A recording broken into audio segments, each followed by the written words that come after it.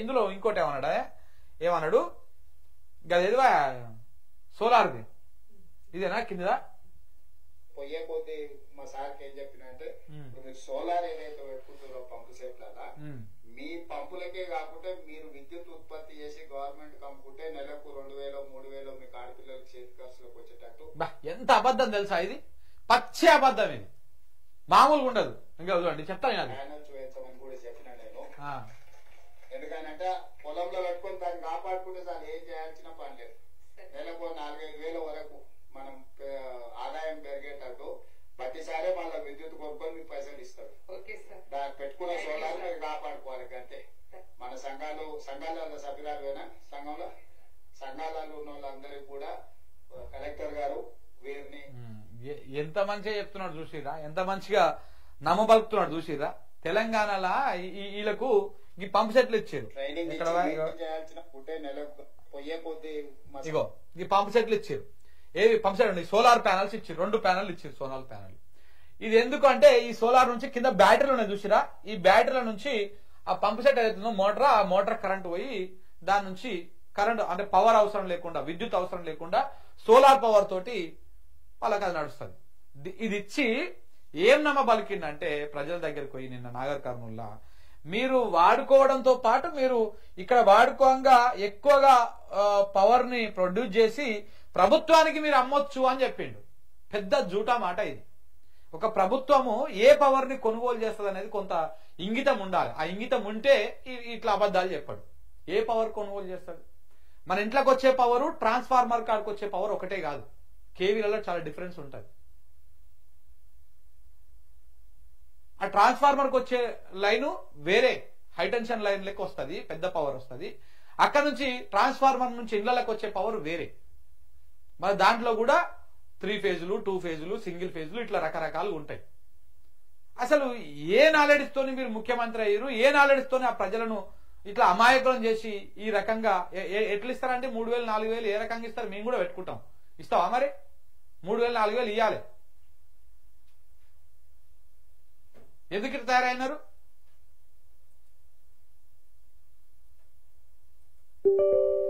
దేనికి ఇట్లా తయారయ్యారు?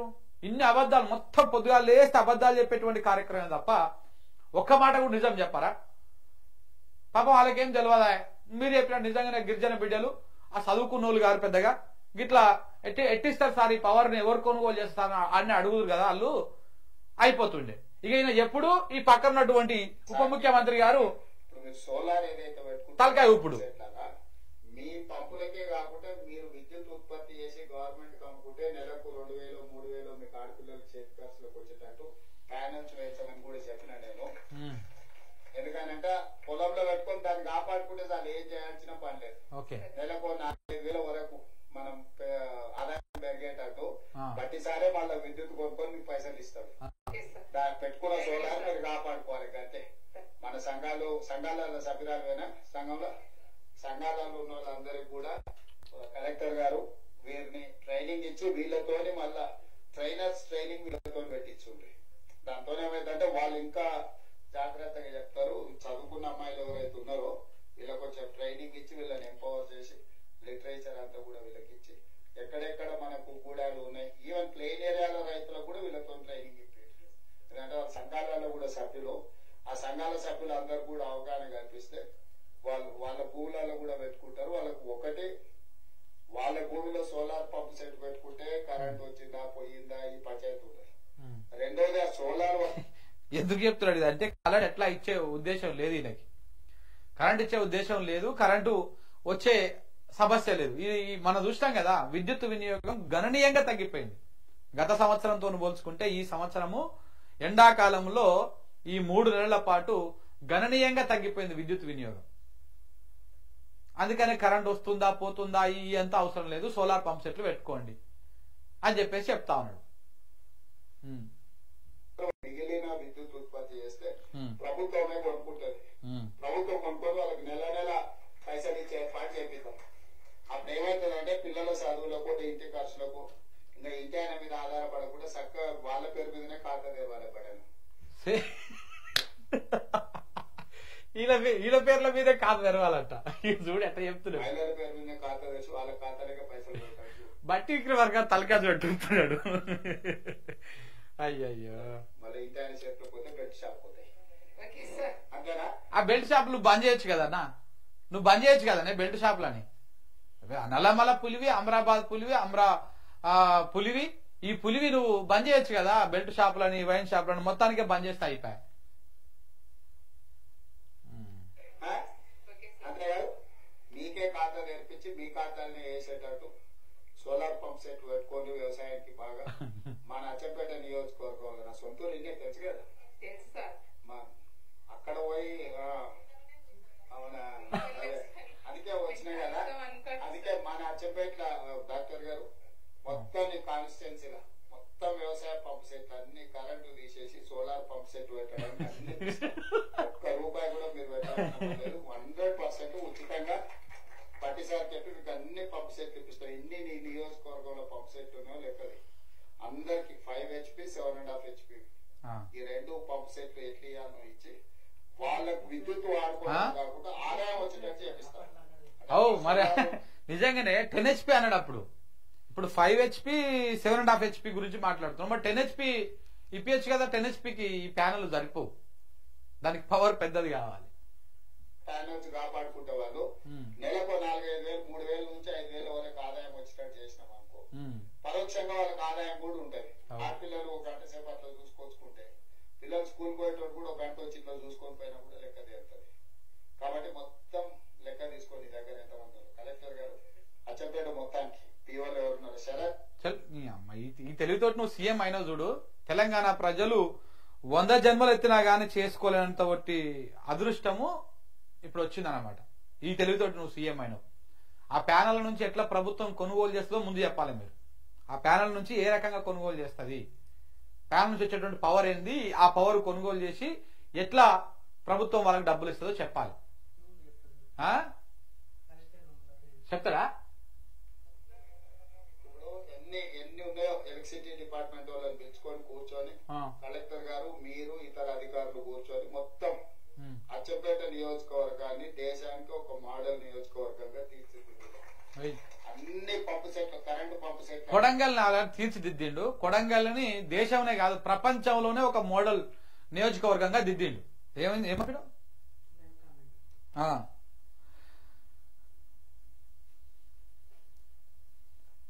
కొడంగల్ కస్తూరిపల్లి గ్రామంలో ఇందిరమ్మ ఇండ్ల దోపిడీ జరుగుతున్నదంట. ఇగో అక్కడ దిద్దు నువ్వు మోడల్ నియోజకవర్గంగా. ఏడ దిద్దుతావు? నీ సొంత నియోజకవర్గం. ఇప్పుడు అలాంటి తిరుపతి రెడ్డికి అప్పచెప్పినావు కదా మీ అన్నకు. ఏ మండలం? కొడంగల్లు మండల కస్తూరిపల్లి గ్రామంలో ఈ ఇందిరమ్మ ఇండ్ల పంచాయతీ నడుస్తుందంట. కొడంగల్ మండలం కస్తూరిపల్లి గ్రామంలో. ఆ కస్తూరిపల్లి గ్రామంలో ఉన్నదాన్ని జస్ట్ సక్కయ్యి ఫస్ట్ కొడంగల్ని అద్భుతంగా తీర్చిదిద్ది ప్రపంచంలోనే మోడల్ నియోజకవర్గంగా మార్చిండు. ఇప్పుడు అచ్చంపేటను మారుస్తాడు. ఇవన్నీ ప్రజలు మనం విని నమ్మి ఇక అబ్బా అద్భుతమైనటువంటి లీడరు, ఇట్లా ప్రజల దగ్గరకు పోయిండు, ఇట్లా మంచిగా ముచ్చట్లు చెప్పి మాట్లాడిండు అని చెప్పేసి మనం అనుకోవాలి. ఇంకా చెప్పు. మొత్తం నియోజకవర్గం నాట్ ఓన్లీ ఎస్టీస్. ఇది నా సొంత ఊరు, నా సొంత ప్రాంతం. ఈ నియోజకవర్గంలో ఏ ఒక్క రైతు కూడా ఇంకా కరెంట్ వచ్చింది, కరెంట్ పోయింది, కరెంట్ తీగలు బాగున్నాయా బాగలేవా, ట్రాన్స్ఫార్మర్ కాలిపోతే అచ్చంపేట కేసుకోపా, కలకుర్తి కేసుకోపా, ట్రాక్టర్ తీసుకెళ్ళి పంచాయతీ తెలుసు అయిపోయి వాళ్ళకి ఏముందో భూమి లేకుంటే 2 ఇండ్లు ఒకవేళ నీళ్లు సరిపోకపోతే సోలార్ మోటార్ వాళ్ళ వ్యవసాయంతో పాటు వాళ్ళు అదనంగా సోలార్ వాళ్ళు వాడుకోవడం మిగిలిన విద్యుత్ ఉంటుంది కదా, దాన్ని ప్రభుత్వానికి ఇచ్చేటట్టు, ప్రభుత్వం దానికి వాళ్ళకి పైసలు ఇచ్చేటట్టు ఆదాయం గ్రేట్ కనెక్ట్ చేసేటట్టు. అదే సో ఎలక్ట్రిసిటీ వాళ్ళను ఎవరు మన ఎస్పీటీ ముషరాఫ్ ఇక్కడ అదే మీరు గవర్నమెంట్ గ్రేట్ కనెక్ట్ చేస్తే దానికి ఏదైనా చేయొచ్చు. ఇప్పుడు కలెక్టర్ గారితో కూర్చొని మిగతా అధికారులతో కూర్చొని అచ్చంపేట నియోజక అదే మీరు గ్రేట్ కనెక్ట్ చేసేటట్టు. అదే సో ఎలక్ట్రిసిటీ వాళ్ళను ఎవరు మన ఎస్పీటీ ముషరాఫ్ ఇక్కడ ఆడ ఉన్నదో ఆఫీసర్ అని కూడా కనీసం వెనకాల ముంగల గారు ఇట్లాంటిది ఏముండదు.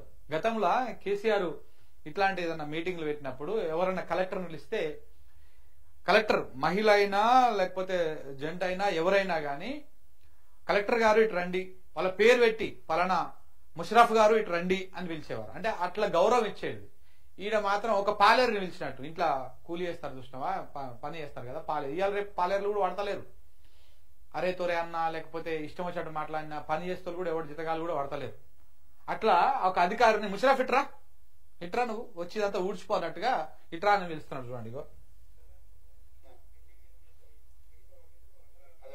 మీరు గవర్నమెంట్ గ్రిడ్ కనెక్ట్ చేస్తే దానికి ఏందని చేయొచ్చు. ఇప్పుడు కలెక్టర్ గారితో కూర్చొని మిగతా అధికారులతో కూర్చొని అచ్చంపేట నియోజకవర్గంలో మొత్తం ఎన్ని పంప్ సెట్లు ఉన్నాయి అన్ని లిస్ట్ అవుట్ చేయండి. అన్నిటికీ ప్రత్యామ్నాయంగా కరెంట్ పంప్ సెట్ తీసేసి సోలార్ కరెంట్ తోని పంప్ సెట్ పెట్టాలి. ఫస్ట్ కరెంట్ పంప్ సెట్ తీరి. రెండోది ఆ ప్యానల్స్ ఎట్లా ఉండాలంటే వాళ్ళ వ్యవసాయానికి సరిపోను 3,000 నుంచి 5,000 ఆదాయం ప్రతి నెల వాళ్ళకి వచ్చేటట్టు ప్యానల్స్ డిజైన్ చేయాలి. మొత్తం subsidy, cross subsidy, matching grant అంతా ప్రతిసారి మీరే చూసుకోవాలి. ₹1 నియోజకవర్గంలో మీకు ఇవ్వరు. కాదు, ఏదైనా సరే ఏదైనా పథకం ప్రారంభించిర్రు అంటే ముందు ఏం చేస్తారు, దాన్ని ప్లాన్ చేస్తారు. అది ఎంత కేవీ కావాలా, లేకపోతే ఏం కావాలి, ఎంత పవర్ ప్రొడ్యూస్ చేయాలి, దాని నుంచి మోటార్కి ఎంత వాడాలి, అమ్మడానికి ఎంత, ఇవన్నీ ముందు డిజైన్ చేసి అధికారులతో మాట్లాడి ఆ విద్యుత్ రంగ నిపుణులతో మాట్లాడి దీని నుంచి ఎట్లా మనం ప్రభుత్వానికి రైతులకు ఎంత పవర్ అవసరం ఉంటుంది, రోజుకి ఎంత పవర్ ప్రొడ్యూస్ చేయాలి మన వాడ, ఆ పవర్ వాడంగా మిగిలిన పవర్ ని ఎట్లా ప్రభుత్వానికి అమ్మాలి, ఏ రకంగా గ్రిడ్ కు అనుసంధానం చేయాలి. గ్రిడ్ కాడిపోయింది చాలా పెద్ద దూరం పోయింది కానీ ఆయన ఆ పక్కన ఉన్నటువంటి దానికి ప్రభుత్వ లైన్కి ఎట్లా దాన్ని కనెక్షన్ చేయాలి, దీని నుంచి పవర్ దానికి ఎట్లా ఇవ్వాలి, ఇదంతా ముందు ప్లాన్ చేసుకుని ఒక పేపర్ వర్క్ చేసుకుని ఆ పేపర్ ని ఫైనల్ చేసుకుని దాన్ని ప్రాక్టికల్ గా చేసి చూసి దాని తర్వాత గ్రౌండ్కి వెళ్లి ప్రజల దగ్గరికి పోయి ఇది లాంచింగ్ కార్యక్రమం పెట్టుకోవాలి. కానీ మన ముఖ్యమంత్రి గారు పూర్తి రివర్స్. నేను ఇంతకుముందు గతంలో 2-3 సార్లు చెప్పిన, మీకు గుర్తుకుందా, ఫోన్ ట్యాపింగ్ కేసులా ఎవడైనా సరే స్క్రిప్ట్ రాసుకొని అంత స్క్రీన్ ప్లే రాసుకొని సినిమా తీస్తానికి పోతాడు గ్రౌండ్ కి, అదే షూటింగ్ స్పాట్లకి, లొకేషన్లకు పోతాడు. మన రేవంత్ రెడ్డి గారు ఏం చేశారు, లొకేషన్ ఫస్ట్ చూసుకొని పోయి లొకేషన్ లా కుర్చీ వేసుకొని కూర్చున్నాడు, మంచి అద్దాలు పెట్టుకొని మంచి సన్ గ్లాసెస్ పెట్టుకొని కూర్చొని అప్పుడు స్క్రిప్ట్ రాసుకుంటున్నాడు. అప్పుడు ఎట్లా సెట్ అవుతుంది, అవుతుందా సెట్టింగ్, సినిమా ఎట్లా వస్తుంది, రేవంత్ రెడ్డి తీసినట్టుగానే వస్తుంది అనమాట. సో అట్లనే ఫోన్ ట్యాపింగ్ కేసులో ఘటన అయింది కదా వ్యవహారం. ఈయన ముందు అరెస్ట్ చేయించాక ఈ కేసులో ఆధారాలు ఏంటో దొరకబట్టుకోవడానికి ప్రయత్నం చేసిండు. ఓడన ఆధారం దొరికిన తర్వాత ఏదో ఒక పాయింట్ దొరికిన తర్వాత అరెస్ట్ చేస్తారు, కానీ అరెస్ట్ చేసిన తర్వాత ఆధారాలు దొరకబట్టుకోవడానికి ప్రయత్నం చేసి సుప్రీంకోర్టు తోటి చివాటు తిని చివరికి అందరికి బెయిల్ ఇచ్చేసి సపరేట్ నోరు మూసుకొని కూర్చున్నాడు. సేమ్ ఇది అట్లనే ఉన్నది చూడండి. మీరు ఎవడైనా స్కీమ్ ప్లాన్ చేసుకొని దానికి ఒక పేరు పెడితే యాడ్లు ఇస్తారు, నిన్న పత్రికలు మొత్తానికి అన్నిట్లలో సగం పేజీలు యాడ్లు ఇచ్చి ₹100 కోట్ల తగలేస్తారు మీడియా ఛానళ్లకు, పేపర్లకు, ఆంధ్ర మీడియా వాళ్ళకి అందరికి ఇచ్చేసి, తెలంగాణ కోడికి వేయలే గాని ఇచ్చేసి అట్లా ఇచ్చేస్తారు. ఇప్పుడు ఏమంటారు ఏకంగా, ఇప్పుడు మళ్ళా కొత్తగా ప్లాన్ చేయాలంట, అదంతా ఇట్లా ప్లాన్ చేయాలంట. అంటే ఒక ప్రణాళిక లేకుండా, ఒక పద్ధతి పాడు లేకుండా, ఒక అజ్ఞానంతో ఏమి తెలియకుండా వచ్చి గ్రౌండ్కి వచ్చి మీరు ఇలా ఈ విధంగా ప్రదర్శించుకుంటే అది మీ పరువే పోతుంది, మీరు ముఖ్యమంత్రి అని చెప్పుకోవడానికి మా పరువు కూడా పోతుంది. మీరు ఆ మోటార్ తీపియాలి, ఆ మోటార్ వాళ్ళు ఏమైనా చేసుకుంటారు, మళ్ళీ మీరు ఆ మోటార్ అడగకండి. అమ్మా ఇది చాలా అడిగారు కదా, మీరు ఏం అడగకారు, వాళ్ళ మోటార్ వాళ్ళు ఏమైనా అమ్ముకుంటారు, ఉంచుకుంటారు. మీరు మాత్రం అంటే ఇప్పుడు సోలార్ మోటార్లు వేరే ఉంటాయా, మళ్ళా దీనిది వేరేనా?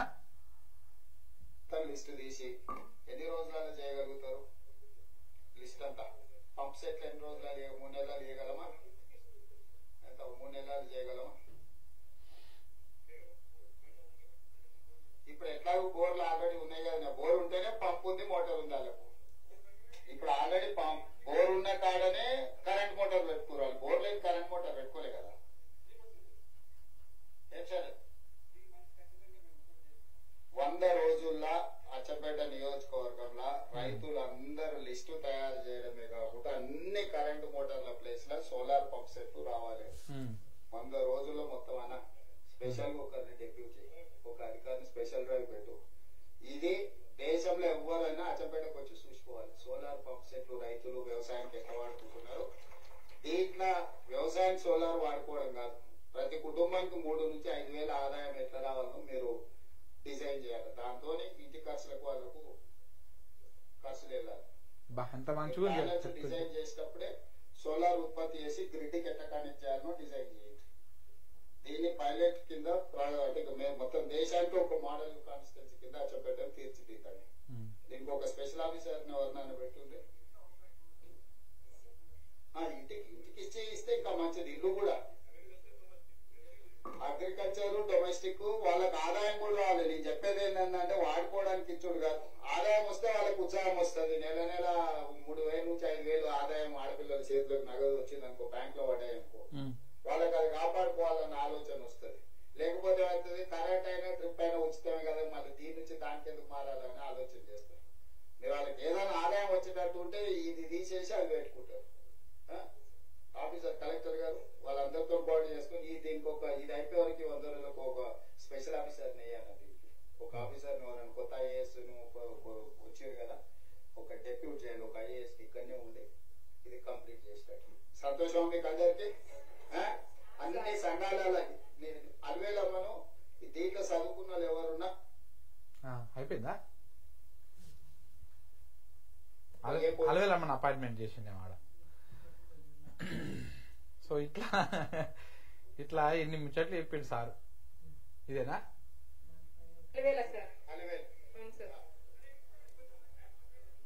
అలవేలమ్మను దీంట్లో చదువుకున్న వాళ్ళు ఎవరున్నా వీళ్ళను ట్రైనర్స్ కోసం ట్రైనింగ్ చేయడానికి వాడు ఎక్కడెక్కడ పోయి సంఘాలను గ్రూపులు పెట్టి సార్ ఏం చెప్పిండు, కింద ఏం చెప్పాలి, వీళ్ళకి మంచిగా ట్రైనింగ్ ఇచ్చి ఈ ట్రైనర్స్ కొంతమంది చేసి వీళ్ళను మొత్తం చెప్పేట వివిధ ప్రాంతాలలో పోయి మీటింగులు పెట్టి, సంఘాల మీటింగులు పెట్టి అన్ని మండలాలలో అన్ని సంఘాలలో గ్రూపులు అందరి దగ్గర పోయి వీళ్ళు మంచిగా ఎక్స్ప్లెయిన్ చేసేటట్టు లిటరేచర్ గూడాలలో పాంప్లెట్ ఇచ్చి ఎక్స్ప్లెయిన్ చేసి అందరిని మోటివేట్ చేసి తీసుకురావడానికి. ఆమెకి ఏమన్నా ఇన్సెంటివ్ ఇవ్వండి, మీరు ఫ్రీగా తిప్పుకొని చేయకండి. ఏమంటారు అన్న, ఏదన్నా ఆనర్ చేసి డిగ్రీ అంతే డిగ్రీ చదివితే చాలు, ఇంకేమున్నది చదువుకునేది కాబట్టి దాని కింద స్పెషల్ గా అపాయింట్ చేసి ట్రైనింగ్ ఇవ్వడానికి. గ్రేట్ సార్, మీరు చాలా పెద్ద గ్రేట్.